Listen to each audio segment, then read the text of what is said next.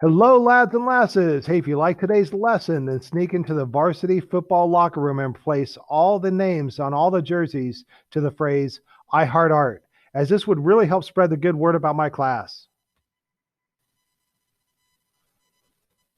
All right, everybody. Today we're going to talk about color. Let's see, 10, 9, 8, 7, 6, 5, 4.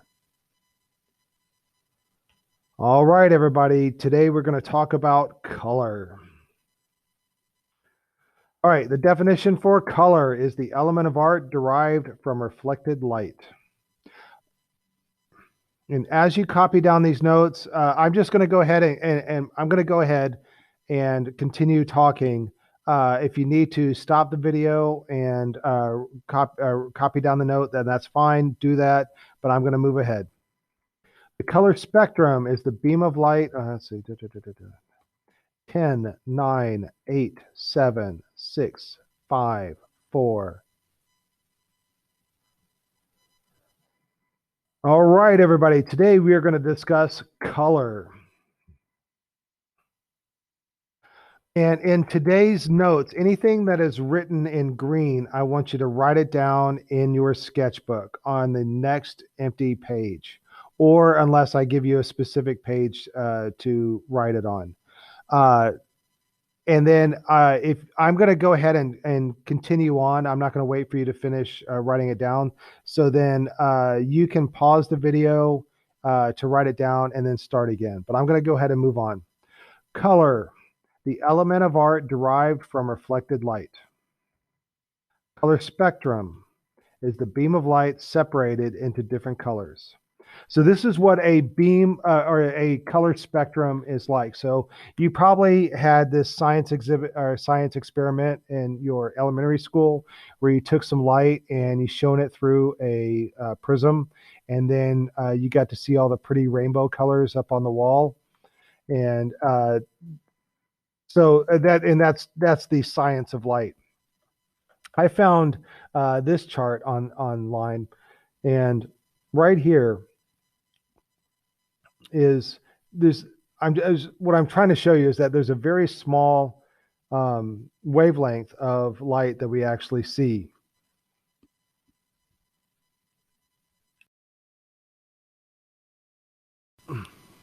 So, there's cosmic rays, gamma rays, X-rays, ultraviolet light, infrared light, and then there's radar, TV and FM radio waves, shortwave radio, AM radio, and sound is what we hear, and then there's subsonic.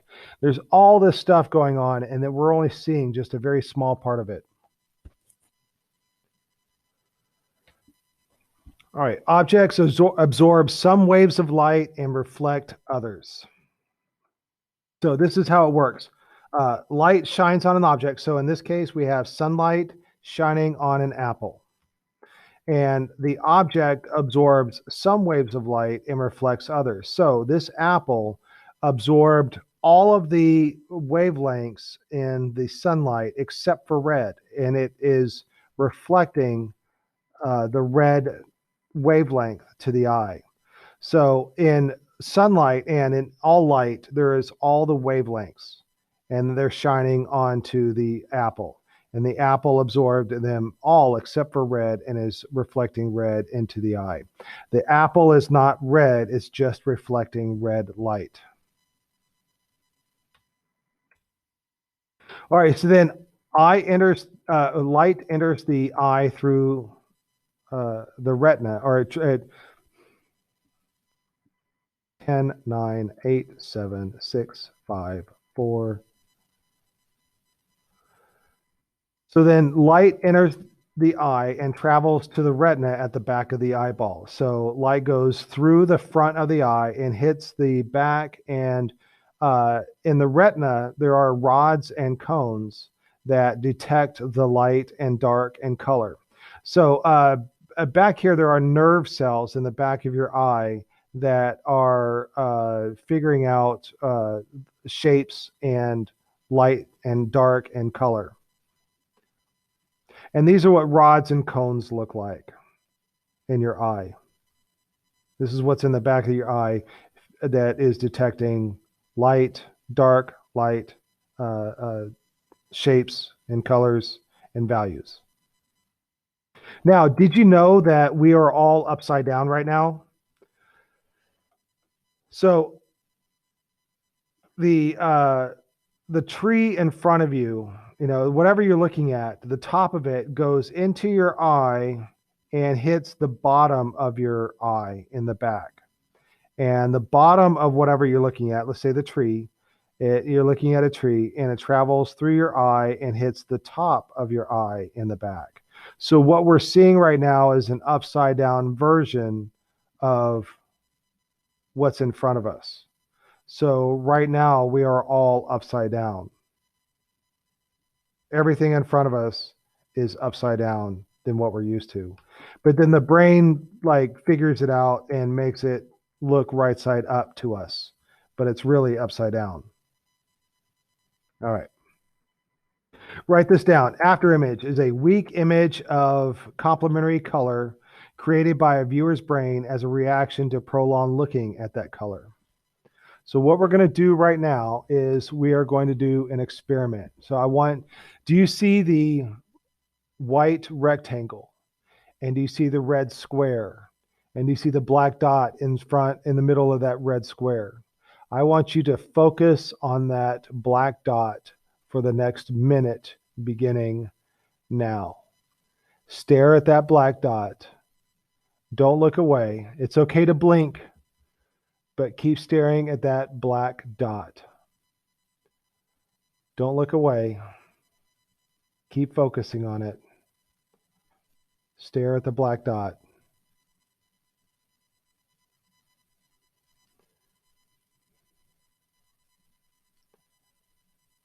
We've got 30 seconds to go. Focus on it. Don't look away. Stare at the black dot. 15 seconds to go. Concentrate on it. Concentrate on it. Concentrate on it. Now, when I take away the red square, many of you will see a greenish or a bluish square instead. All right, so that's called an after image. Have you ever had somebody take a photograph of you and they used a flash and then you see spots in your eyes? All right, afterwards, that's an after image.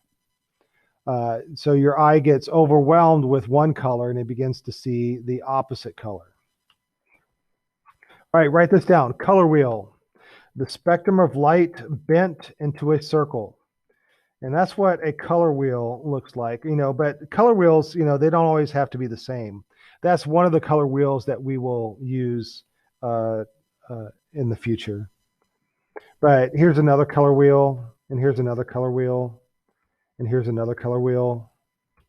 Here's another color wheel. Right, somebody made a color wheel out of pencils, colored pencils. Value is how light or dark something is. Also, value is white, black, and all the grays in between. So this is a value.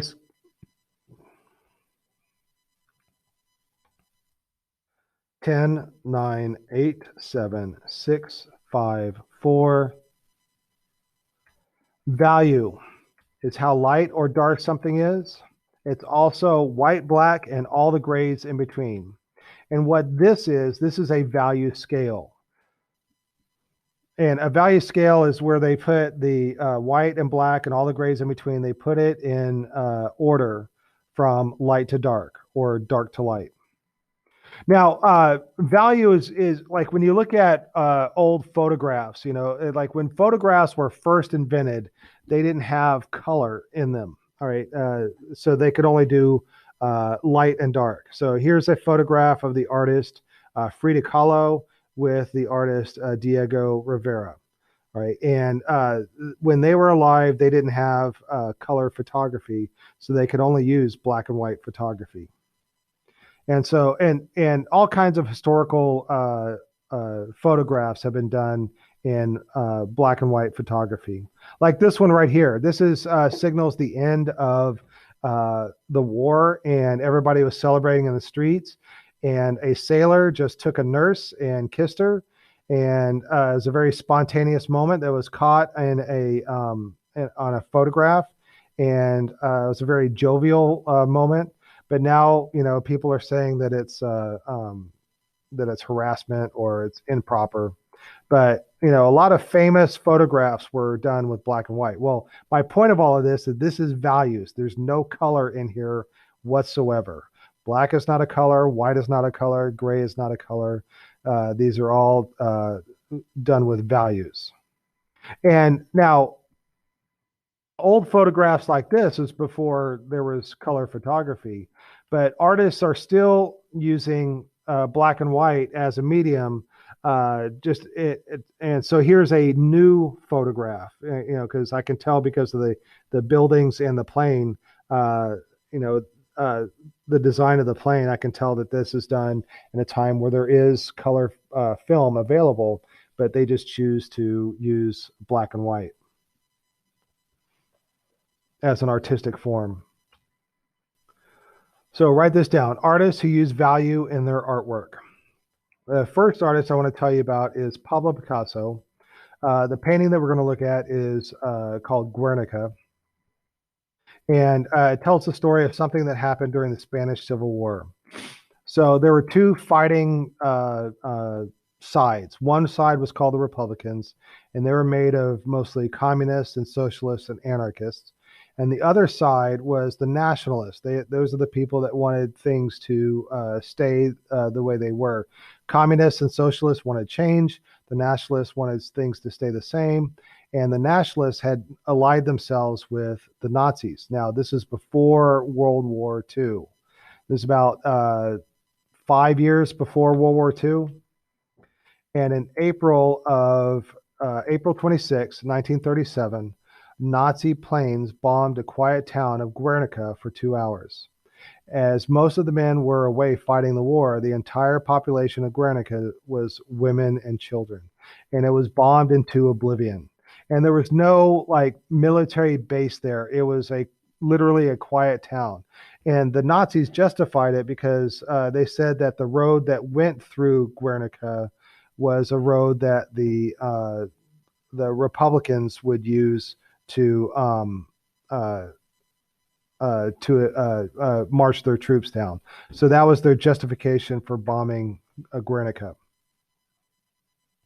But anyway, so let's look at the artwork. So this is a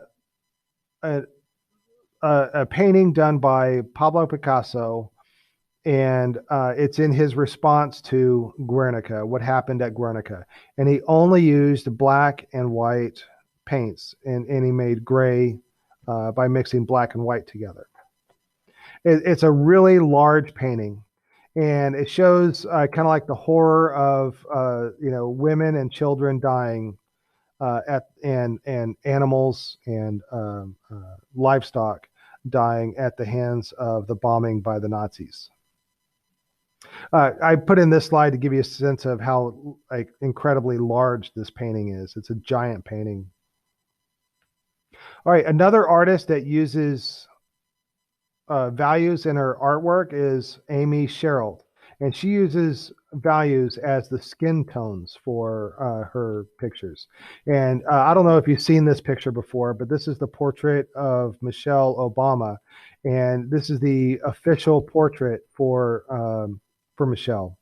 And so here is Michelle.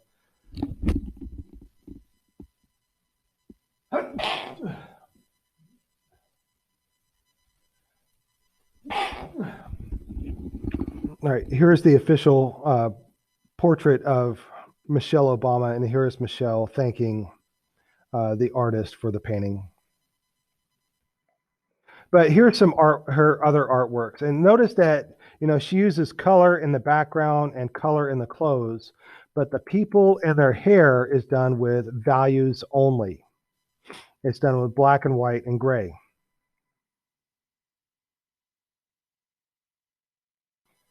And I think that's interesting how everything else has color except for the skin tones.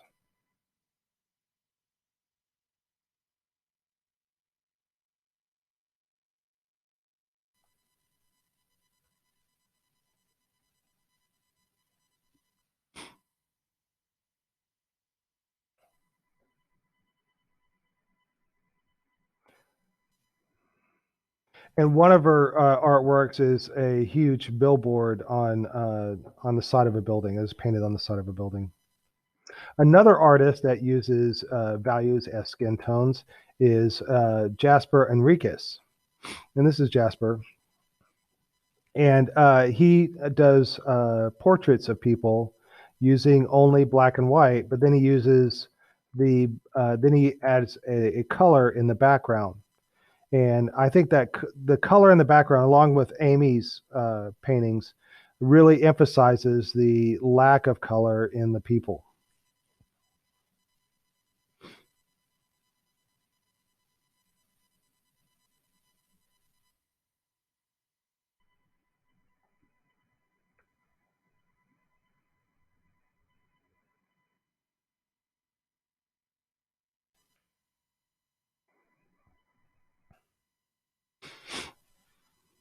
And then here are some pictures that previous students of mine. So these are classroom assignments that I used to do with my students, and one of the assignments is they had to do it like a mirror image of a photograph from a newspaper.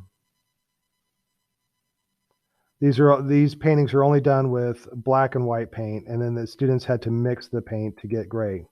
All right, tint is the light value of a color. Now, you've heard the word tint before when people tint the windows of their car.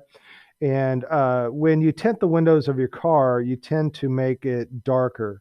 But in art, it's the opposite. When you add white to a color, you're making a tint. And the shade is when you add black to a color, you are making it darker. So here is a color wheel doing the tints and shades. And all the tints are on the inner part of the color wheel, and all the shades are around the outside of the color wheel. And here is I don't know if you've done any kind of artwork on a computer, but you might have seen something that looks like this, where you can pick the exact shade of color. So in the upper right corner of this is like pure orange. And then as you go away from the orange, you either like are mixing it with white, or you're mixing it with black, or you're mixing it with gray. And so you can get any kind of a mixture of values and color in this section. So, if you're making artwork on a computer, you need to pick an exact color. You just move your mouse over here and I say, I want that color. Uh, if the value change in a work of art is gradual, then you have a very calm feeling in an artwork. So this is a famous painting by Claude Monet, and it's a landscape where you're looking across a lake at a city. And notice that, all the colors are very light. There's no dark colors in here at all, and it creates kind of a calm feeling. But if the value change is drastic, then you have an active or energetic uh, uh, feeling to it. And this is a Caravaggio painting. I'm going to be showing you guys Caravaggio pretty soon. And he had very dramatic paintings. And he added to that drama by having dark darks and not light lights. So that creates a high contrast. Intensity is how bright or dull a color is. A high intensity is a pure hue. And a high intensity is like the color straight out of a tube. So bright yellow that's come out of a tube or a bottle of paint, whatever you mix it with, you're dulling down its color. Like it's most intense when it's coming straight out of the bottle. That's called pure hue. All right, so let's look at some artists who use high intensity colors. Billy Donald Odita makes these murals with bright colored paint. And they're just basically geometric shapes, but they use bright colors. And these large paintings use bright colors. But a lot of the stuff that I was finding was stuff that's painted on walls and a whole room. Another artist that uses bold colors is Margaret Garcia. And she uses bright colors in her artwork as well. Very intense blues, reds, greens, oranges, yellows, really intense, bright colors. And then here's another artist, and I know this guy. He's Charles Wallace. He's a professional artist that he travels around Texas selling his artwork at different galleries. And a couple years ago, I was in a group art show with him, and I got to meet him. He's a really great guy. Uh, and I asked him why he paints with the bright colors that he does. And here's what he responded to me. He says, I paint what I call expressionist art. It expresses the feelings of the artist like Monk's The Scream. So you've probably seen this picture before of The Scream by Monk. And it has a very expressive kind of quality to it. That's because there's so much emotion in this painting. And Charles Wallace says, I just apply that emotion to the landscape. It differs from Impressionist in that Impressionistic art uses bold blocks of color to create the impression of reality. And so here's an example of an Impressionist landscape painting that uses bold brushstrokes and bold blocks of color. And you can see that the colors in here are rather, you know, tame. It's a cloudy sky, so it looks kind of grayish. The grass is green. The water has kind of a bluish tint to it. So it looks like reality. And but what Charles Wallace does is he uses very bright, very intense colors in his artwork. And these are not necessarily realistic colors. For example, the picture on the right with the yellow. So these are trees, and the trunks of the trees are painted with blue and red, and then the leaves of the trees are painted with yellow and white and orange. And then that's not a very realistic kind of colors to paint in these, but he uses these bright colors uh, to express, and make a happy feel. Like when I look at these, I see like a lot of happiness.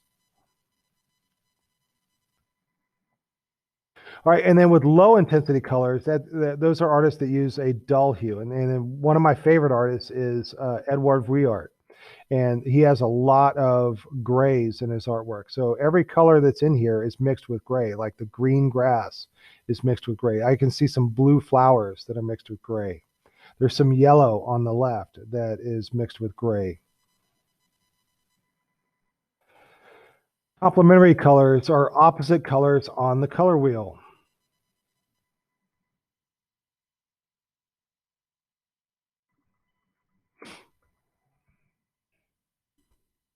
10, 9, 8, 7, 6, 5, 4.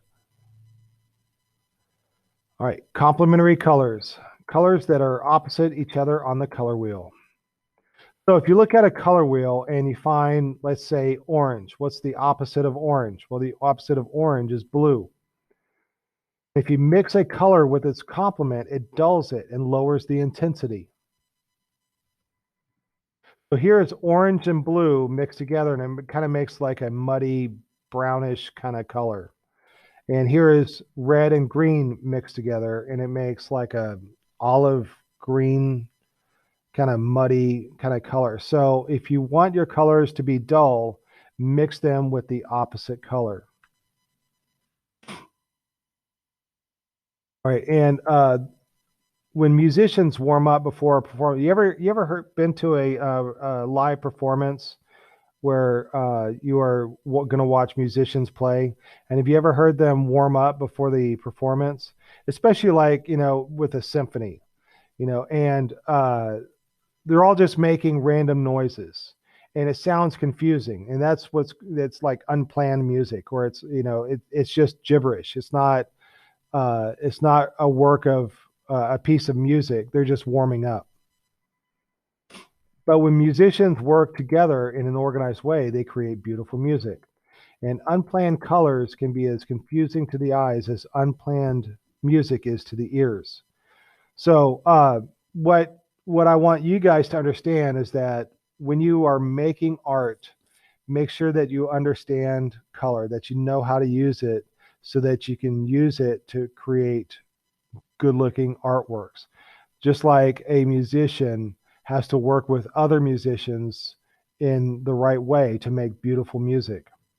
So when Barack Obama was first running for president, there was a website called Bad Paintings of Barack Obama. And I pulled some images off of that that shows how people, when they paint and they don't understand how to use color, they can make bad art. Like this one right here, or this one. Now, this one right here, once we get past the weirdness of, why there's all this floating underwear, or why there's a taco halo, or why there's a Mexican flag over the White House. But what's going on here is that the artist is not thinking about what colors to use. They're just using every color that's available to them, and that doesn't make good art. And this one, although the application of the paint is pretty good, you can recognize Barack Obama there, and it's a pretty good likeness of him. But the colors that they chose are really hideous, and it makes for a bad painting. And this person, looks like they painted with vomit. They just didn't understand how to use colors appropriately. And then I found another website called Terrible Art from Charity Shops, and it too shows bad works of art. So again, these people or the person that made this painting right here only used the colors like straight out of the tube. The grass is green and the sky is blue and the flowers are pink. And it made for a very boring and uninteresting artwork. Again, using colors straight out of the tube and not understanding how colors work together makes bad art.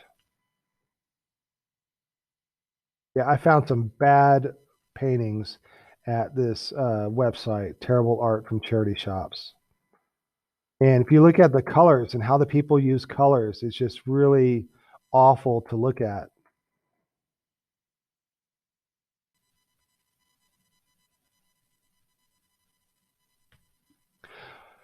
When two colors come into contact, their differences increase. Yellow green surrounded by yellow looks greener. So I want you to look at these two rectangles, and inside each rectangle, there's a square. On the left is a yellow rectangle surrounded, or yeah, a yellow rectangle, and inside of it is a yellow-green square. And on the right is a green rectangle, yeah, uh, with a yellow-green square inside of it. Now, look at the yellow-green square inside the yellow, and look at the yellow-green square inside the green. Both of those are exactly the same color. But which one looks darker? Which one of those squares looks darker? The one on the left looks darker. The one that's surrounded by yellow looks darker because it's surrounded by a lighter color. Which one of them looks lighter? And it's the one on the right. It's because it's surrounded by green. It looks lighter. But I guarantee you both of those are exactly the same color. And when I bring them together, you will see that they are exactly the same color. And all I did was I copy pasted when I made this. So a lot of my students don't believe that they're the same color. That's why I made them come together, and you can see that they are the same color. All right, monochromatic, tints and shades of one color. So this is a painting by Picasso, and there's a group of paintings done by him called Picasso's Blue Period. And that's a period of time where he only made bluish paintings. And so here's one of his paintings. So this is an example of a monochromatic. This painting is only blue. It's only light blue, medium blue, dark blue. blue mixed with gray, blue mixed with, some other colors, but it reads as a blue painting. And I'm going to show you some artwork done by some of my former students and when I made them do a monochromatic painting. So this student did a monochromatic painting of basketball players. It's monochromatic green. This is monochromatic yellow. And when you mix yellow with black, you can get like yellow and gray and yellow and black. And so and when yellow and black mix together, it makes kind of like this olive green color. But this is all done with yellow and black and white. And black and white are not colors. Here is a monochromatic blue painting. Analogous. Colors that sit side by side on the color wheel and share a common hue. So in this next painting, I'm just going to go ahead and put it out. Right. So in this painting by Cezanne, he used only the colors from blue and blue-green, green, yellow, and yellow-green, and just a little bit of orange. And all of that together are colors that sit side by side on the color wheel. They're all on the same side of the color wheel. Here's a better example. This painting by Van Gogh of the sunflowers. It's all done with analogous colors. Green, yellow, yellow, orange, and orange are all analogous colors that sit side by side on the color wheel. So here's some former student artwork that was done with analogous colors. And in this assignment, here's what I did. I made them find their lightest color and exaggerate that to make it super light. And then all the other colors had to be super dark. So these paintings are going to have that kind of feel to it where you're going to have, so it was this, I think this is blue-green and maybe like green and blue-green and blue-purple and maybe even into purple. All right, so green, blue-green, blue-purple, and purple are the analogous color scheme here. This is purple to red orange. And another one with the same color scheme. And this one was yellow to yellow-green to green to blue.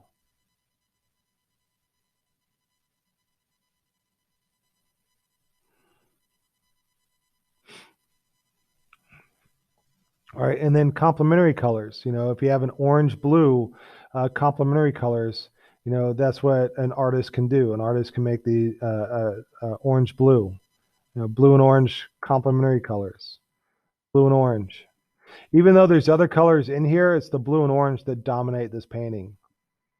So here are some former students that painted with blue and orange.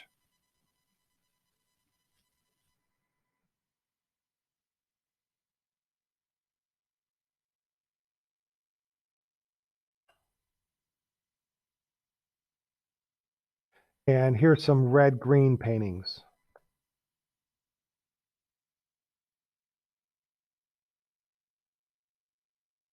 This was done by a former student of mine. Here's some yellow-purple paintings.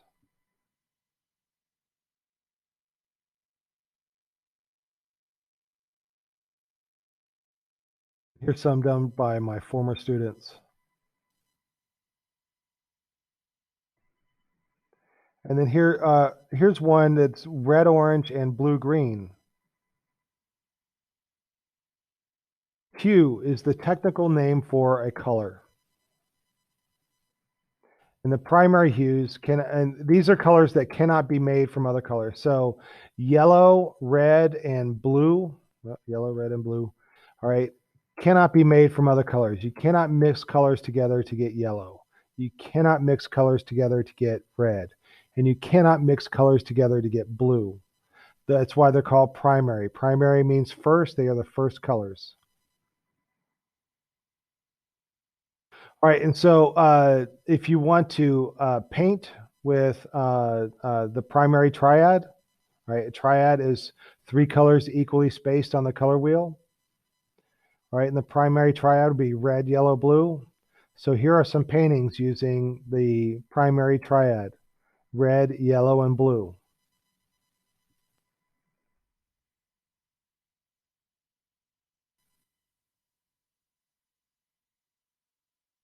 All right, here's an artist who uses a lot of primary colors in her artwork. All right, her name is Ana Mercedes Hoyos. She uses a lot of primary colors in her artwork. So in that painting right there, you can see the yellow, the blue, like the yellow rag on her head, and then the blue sky in the background, and then the red necklace that she has. You see the red, the yellow, and the blue in these paintings. Red, yellow, and blue. Red, yellow, and blue.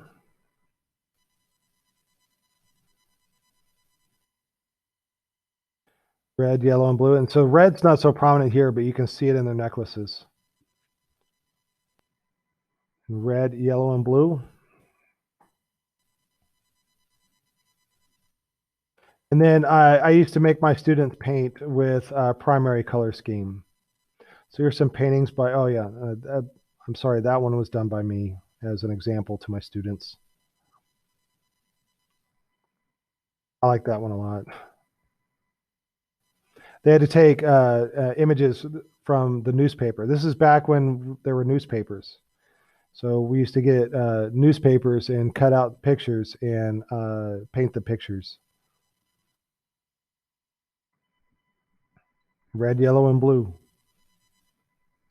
All right, and then secondary colors are made from two primary colors mixed together. So, for example, purple. How do you get purple? You mix blue and red together, and that's how you get purple. How do you get orange? You mix red and yellow together, it makes orange.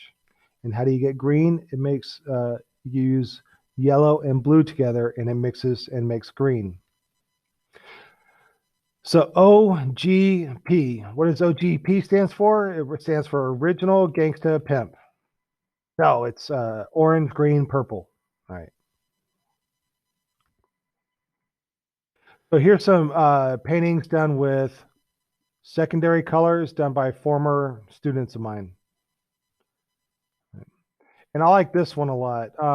That her face right there, that's done with orange. That's orange and gray that she used to get that color. But then the purple of the dress here, and then the green of that dress, and then back here, this is orange mixed with white, and then orange mixed with black gives you that kind of brownish kind of color too. Intermediate hues are made from a primary hue mixed with the next secondary hue. So name me a primary hue, and that would be, all right, so how do you get yellow orange? Is you mix a primary hue, which is yellow, with the next secondary hue, which is orange. Orange and yellow mixed together to get yellow orange. Yellow and green are from yellow green is made with yellow and green mixed together.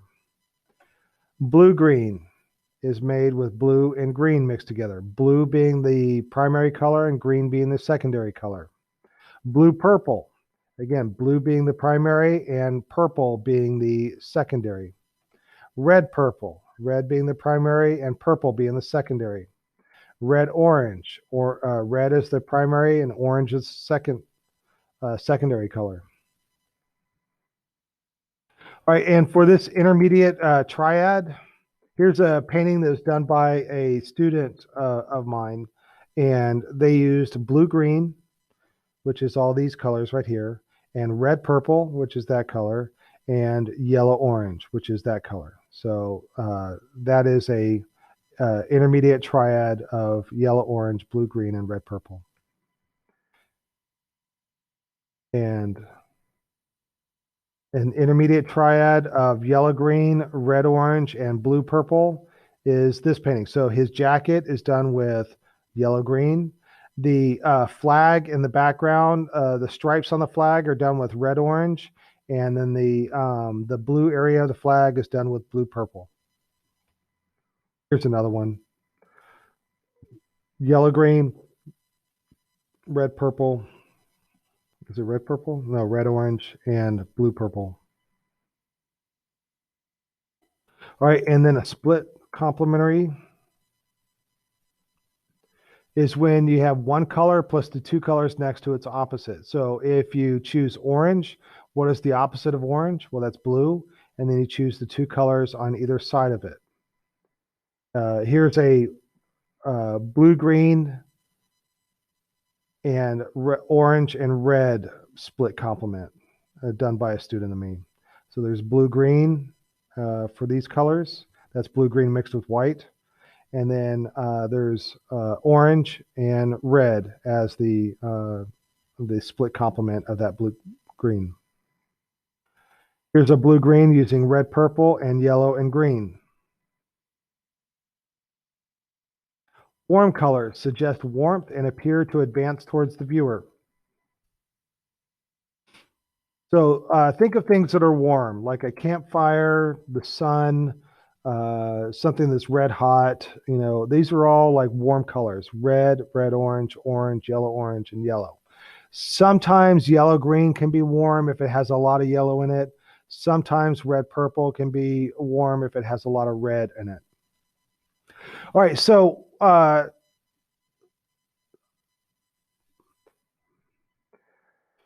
when it says that warm colors advance towards the viewer, that means it grabs your attention, and that's one of the reasons why so many traffic signs are done with warm colors. You know, think of all the signs that have warm colors in them.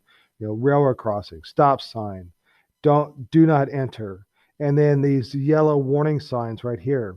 The reason why they are mostly yellow and red and orange is to grab your attention. The yield sign is red. So it grabs your attention more than cool colors do. And notice on here that the cool colored ones are things for like parking. All right. So, green colors are also for like road name signs and mile markers. So they're not as important as, or they're not as life saving as the ones that have the warm colors on them. So that's one of the reasons why signs have warm colors to get your attention. Also, think about, you know, driving down the street, and all of the fast food signs use warm colors, and that is to grab your attention, to get your attention, and to look at the sign. So there's so many that have yellows and oranges and reds.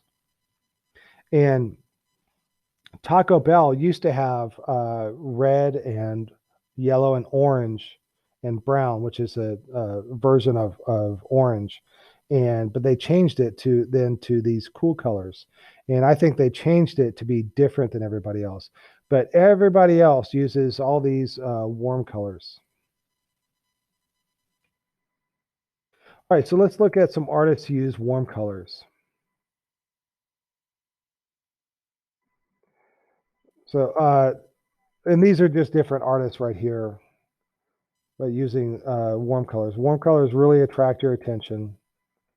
But Lizzie Martinez, she is an artist that, and look how warm this painting is.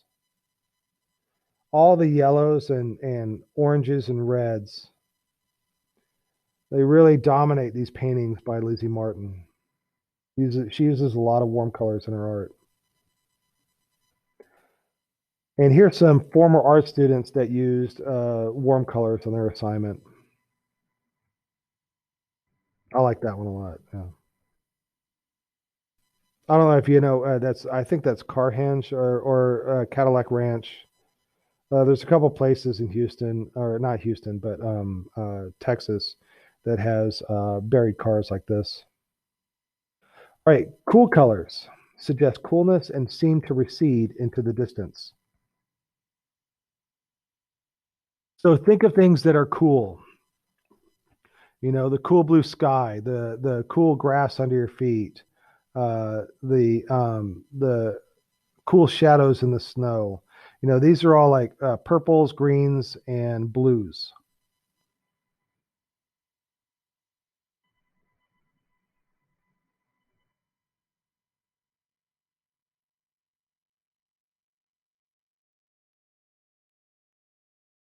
There's some paintings that use cool colors. And let me introduce you to Aiden Hernandez. And he does a lot of, he uses a lot of cool colors in his artworks.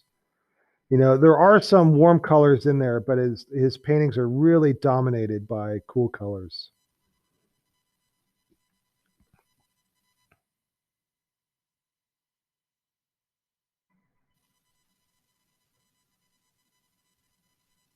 The cool colors dominate this one. By the way, people, don't smoke and don't shoot guns and then don't smoke and don't smoke and drink. But he uses a lot of cool colors in his art. And here are some students that used cool colors. And again, this is an assignment where they had to use a symmetrical composition.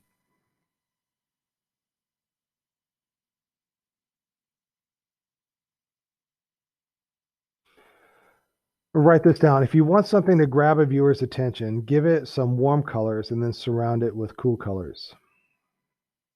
So, like, if you look at this painting right here, what part of this painting grabbed your attention first? And if you're like most people, it was the orange or the warm color boat that you looked at first, and that's because warm colors surrounded by cool colors tend to jump out and get your attention. So, in your artwork, if you want to grab somebody's attention, give it warm colors, surround it with cool colors.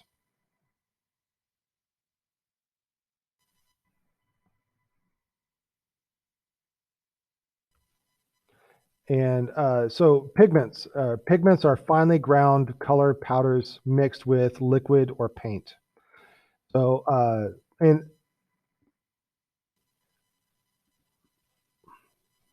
so these are the pigments, and then they would be mixed with a vehicle. A vehicle is the thing that makes paint paint. So, for example, on this over here on the right, it says oil right there.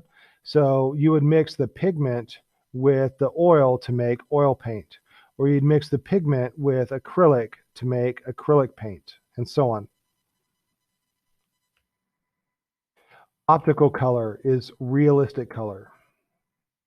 So that's, a blue sky, green leaves, brown tree trunk, gray pavement, is optical color. This artist does giant portraits and uses realistic skin tone or optical color. So let me show you guys John Valadez. He uses optical color in his artwork. So his colors are kind of realistic. The skin tones seem accurate. The sky seems accurate. His paintings are very realistic.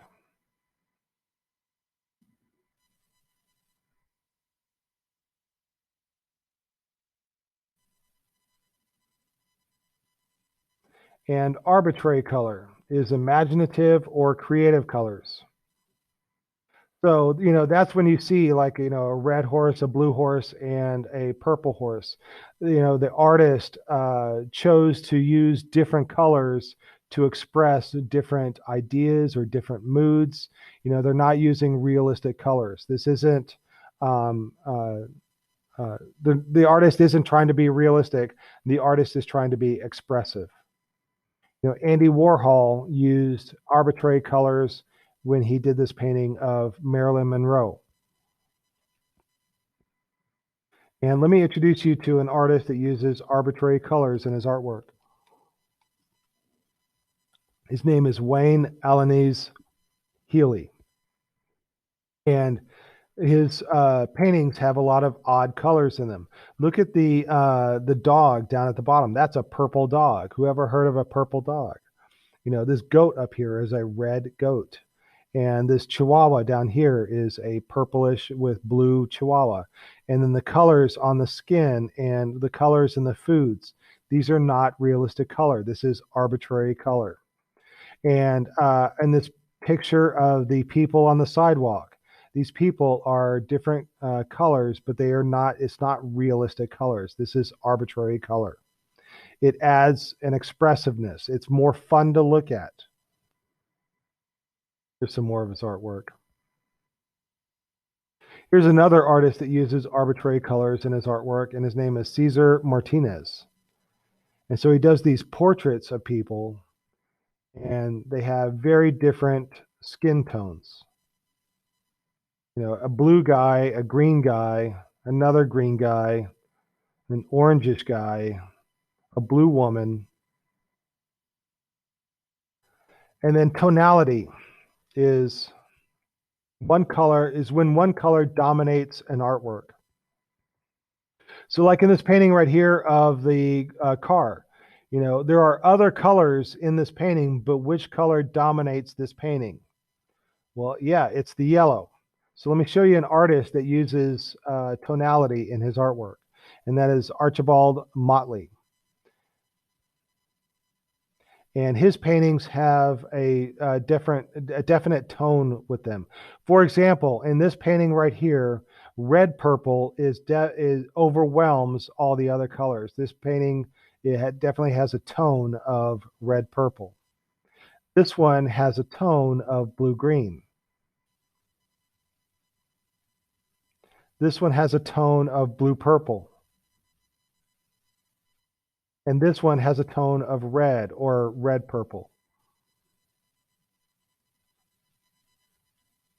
All right, and that's it for color. I hope you guys learned something about color and then you found some of this interesting. Until next time, be a little art factory. All right, that's it for today. And until next time, be a little art factory.